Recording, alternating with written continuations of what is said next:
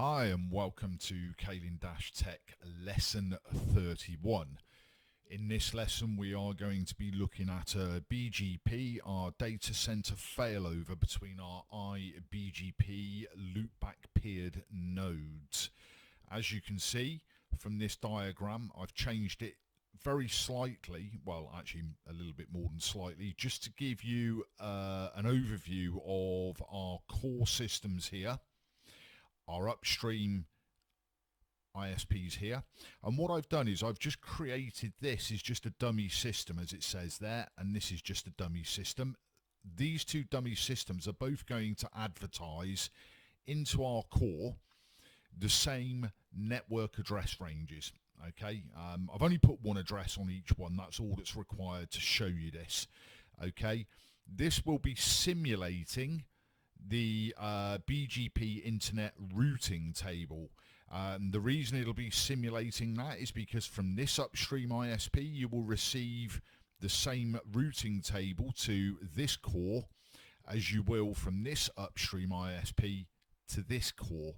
So in this we're going to see that we keep them separate, and also that what we're going to do is we're going to shut this one down, and then we should see this steer over to here to be able to reach the address here, which will simulate the exact same thing that would happen if the complete 700 odd thousand IPv4 BGP aggregated routing table was delivered to this PE system that we've labeled as the core.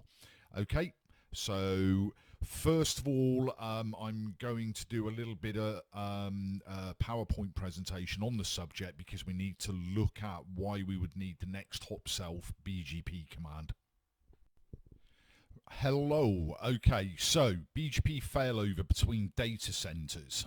Okay, so why do we require a bit? Well, number one, what if we have a loss of a link to one of the upstream ISPs?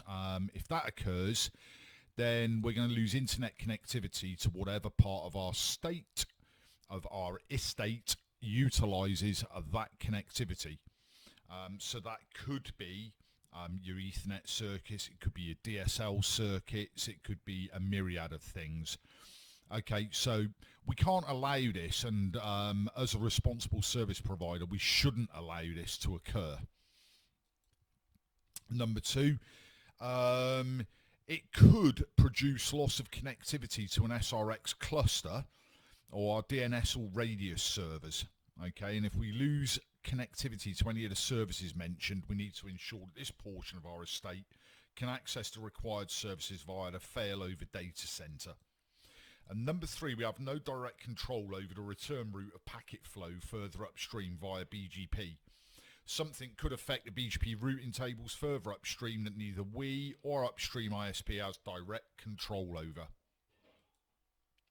So why do we need the next hop self command for failover? This is quite important really because it's BGP rules, and there's two particular rules that we have to look at. Each IBGP router must connect directly with every other IBGP router within the AS, what is known as a full mesh. This can, though, be misconstrued as it does not have to be direct in IBGP. It can traverse switches and other routers, but must have routing to enable communication between the interfaces. Okay, and the second important point, because we're going to be injecting this from eBGP, any route originating outside the AS shall keep the sender's interface address as the next hop. This is because of the full mesh rule, and an IBGP router not allowed to advertise to other IBGP routers. To explain briefly, BGP is not allowed to have its own AS advertised, as that will drop packets. If it did not, we'd have loops forming within the AS. This is protected within the AS path loop avoidance mechanisms, also known as split horizon within the BGP world. So let's have a quick look at what I mean by that. Let's take an example. The London Upstream ISP, okay, on its interface MAC address here, okay, it's going to advertise a network of 10.10.00/16. It's going to advertise it to this MAC address and interface address here on the London core. Okay, completely different ASN. Notice the ASN numbers are different. Okay, it's then going to send that advertisement out of this address, and we get it in both directions, and I'll show you why in a moment. Okay, to this MAC and IP address of this IBGP. Okay, directly connected. Okay, hence the full mesh requirement. Okay, at the same time, the Swindon upstream ISP is going to advertise the same network, different ASN number, and the reason for that is these are two different upstream ISPs. Okay, so here's the issue. It advertises 10.10.006 with this IP and MAC as the next hop to the London core. IBGP wise, this London core advertises that to the Swindon core. However, without the London core having the next hop south command, the Swindon core will see the route to 10.10.0016 if this wasn't advertising as this address here.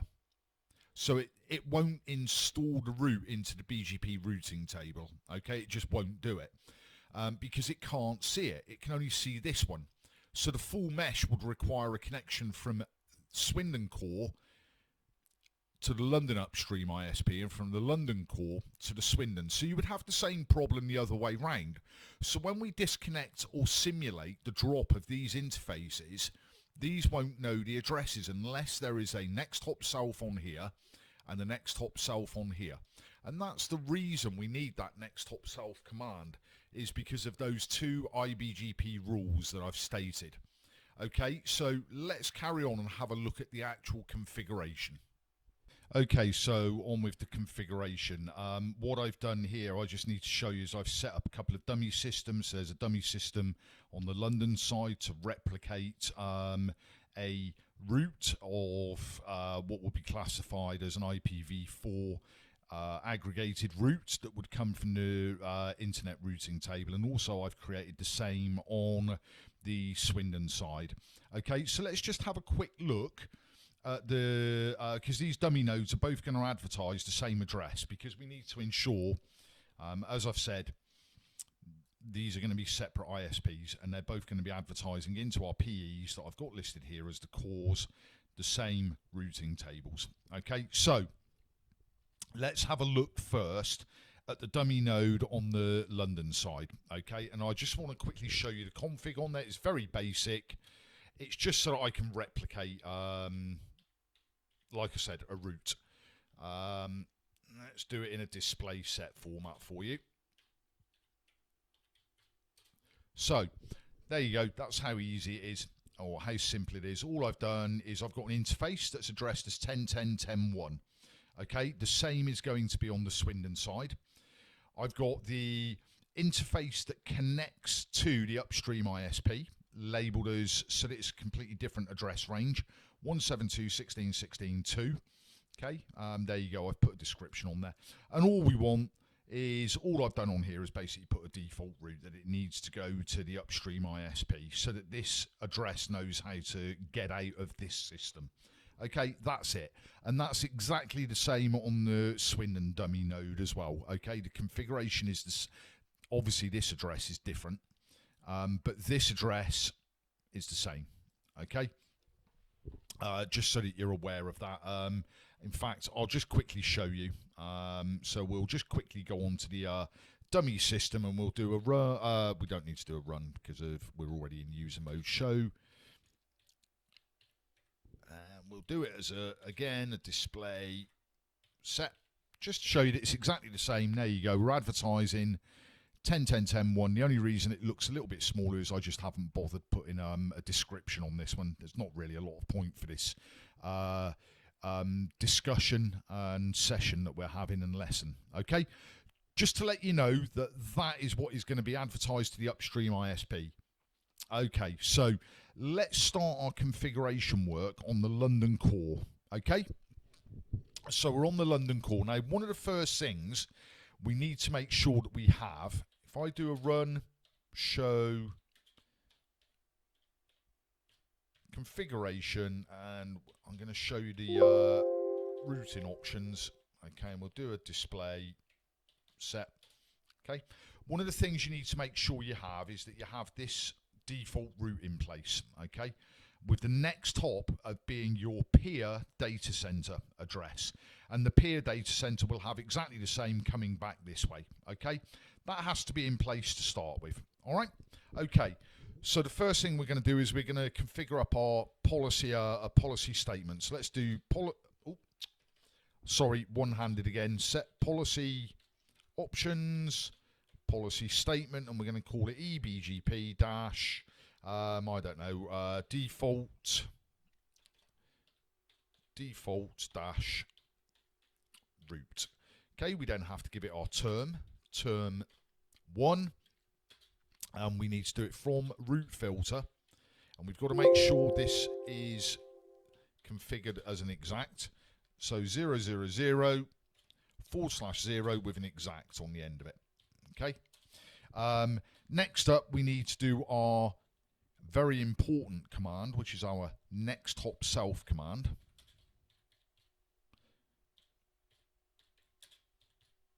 Okay, so we need to have that in there if you remember, and then we're going to accept that. Okay, so then we do a then accept. Now we need to put another very important line in, and I will show you what the effect will be if you don't put this statement in, okay? But this has to be in there to make sure that we reject anything that doesn't agree with our term 1. So what we're going to do in here is we're going to call it term reject. You can call it whatever you want, it's just a name there. Then reject. And this helps ensure that anything that shouldn't be going across there is rejected. For example, internal networks and that's left to the IGP, not IBGP or EBGP. So then what we're going to do is we need to then set this in our BGP group, and because this is internal, it's going to be our internal group. Okay, so it's our internal peers, as we've called it, and we're going to export it. We're going to export the eBGP default route. Okay, and we're going to commit that. Okay, that is the configuration on the core. Now, normally the next bit we're going to do, the upstream ISP will do this, because obviously they'll be advertising the internet routing table to us, but I need to do it at the moment to show you how this works. So I'll just do that quick bit of configuration anyway. Okay, so let's go on to our internet cloud, is the London side, and let's do that now. So first of all, because we've got a 10.10.10.1 address that's going to be advertised, we need to set our aggregate route for that. Okay, so our routing options, aggregate route, and our aggregate route is going to be 10.10.10.0/24. We'll keep within the remit of what an upstream ISP would do. Okay, then we have to do our policy statement again for to advertise the aggregate. Policy options, policy statement, and we'll call it export dash route. Okay, and then we give it our from. We don't need to on this. We're going to do it from our protocol aggregate. Okay, so we do it from the protocol aggregate, and then we're just going to accept that. Okay, so then we accept that. Okay, so then we need to set that into our protocols themselves, to our BGP group. So we do a set, as we did on the core, protocols, BGP group, but we only have the external one here. So we can do that, and we're going to export the export route that we've just configured. Okay, now we can commit that.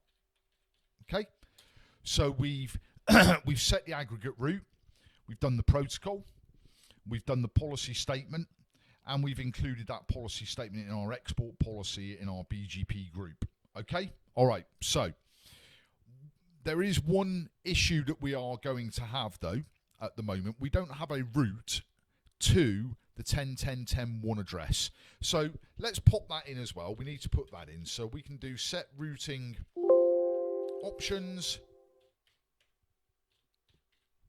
static route to 10.10.10.1/32 with a next hop of, and I'm pretty certain this side it's 172.16.16.2. We'll soon find out, I guess. Okay, and then we'll commit that. And so we now need to confirm that we have communication with that address on our dummy system.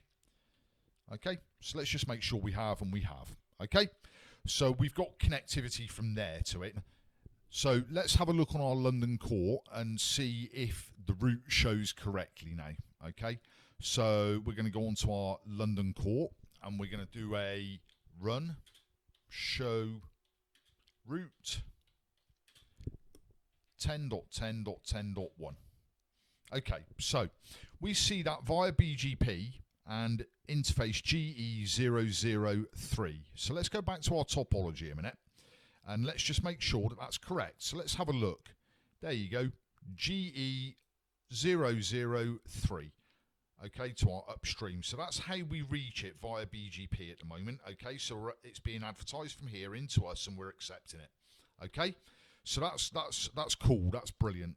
So now what we need to do is we need to go to the Swindon side and we need to do exactly the same thing here, and we can use the same policy statements and commands. Okay, so let's do a policy, just to keep it nice and simple, policy statement EBGP dash default dash route term 1 from route filter 0000/0 exact. Okay, and then we need our next hop self. So we put in there, then next hop self. Okay, and then we need to do an accept.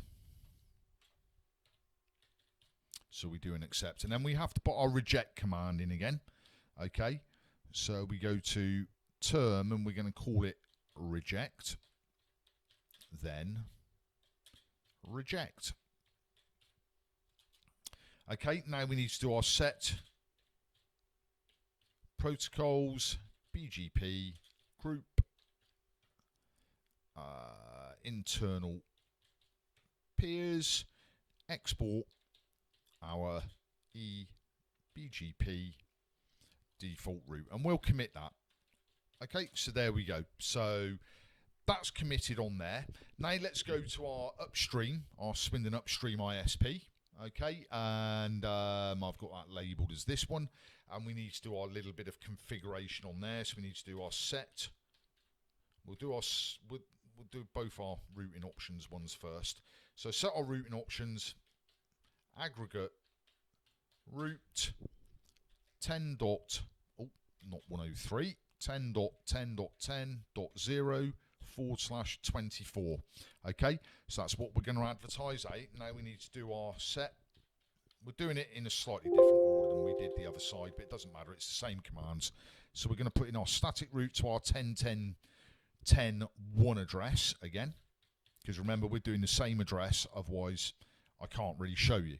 You have to be able to see it with the same address from both sides. Okay, so 10.10.10.1/32 with a next hop of, and it should be 6, so 172.16.16.6. okay, those we can actually just commit now.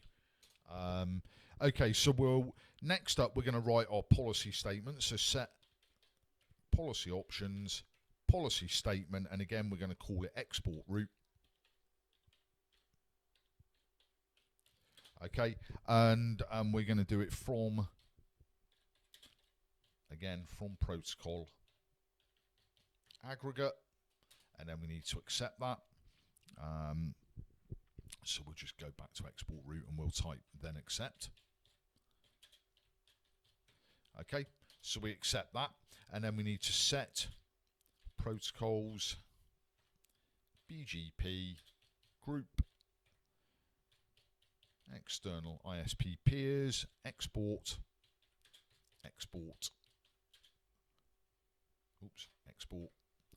route. So let's commit that. Okay, and so again, let's make sure we can ping the address from the upstream ISP first. There we go. Okay, now what we've got to do is we've got to go to the Swindon. Let's go to the Swindon core.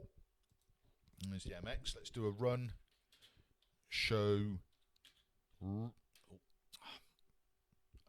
run show. Trying to type one-handed, you see. Route 10.10.10.1. Okay, and we see this via GE002. Again, let's go to our topology, see if that's correct. And there we go, GE002. So we're getting it advertised across the correct interface. Now, if we were seeing it from the other site, we'd have seen it across the AE link, our aggregated Ethernet interface that we created in a previous lesson. Okay, you remember we had that across here. So what we need to do now is we need to go back to our London core, and what we're going to do is we are going to deactivate our GE003 interface. Okay, very important that we do this. So let's just make sure initially as well, whilst we're here, that we can ping that. Okay, and there we go. So we can. All right, so we are now going to deactivate. It's a good command because you don't have to remove all the configuration. You can just deactivate certain points. So deactivate interfaces GE-003. Okay, and we'll commit that. Now, what we need to do is we might have to wait. Depends how quick the BGP update is, but let's do a quick run. Show BGP summary. Okay, and currently at the moment we got no down peers. They're both up, as we can see here. What's being advertised and received, you know, etc., etc. So what we got to do is just wait a moment until we see one of them as down. Okay. So we've now lost the connectivity. It's gone to state active here, and up here we see down peers 1. Okay. So what we need to do now is do a run show route to that address again. And let's have a look at where it's taking us. Okay. Okay, so A0, static because of our default route, but it only drops us over to the other side. Then we take up the BGP from that perspective and continue to the actual address. Okay, so it's gone from the GE003 interface. Now it sees it via the separate interface. So now can we ping it still? Okay, and we can. Now we can prove this as well by doing a trace route. Run trace route 10.10.10.1. Let's just do a no resolve on that. Just makes it slightly quicker. Okay, so .6 is the other core. .58 is the address on the upstream, and then we've got the final address. Okay, so if we look at our topology, what's happened now is we've pinged it from here, but instead of going here, because we've disabled this interface, it's now going here, here, here. Exactly as we want it to. And if we did the same on the other side and disabled this interface, we'd find exactly the same thing would happen. It would go here, here, here.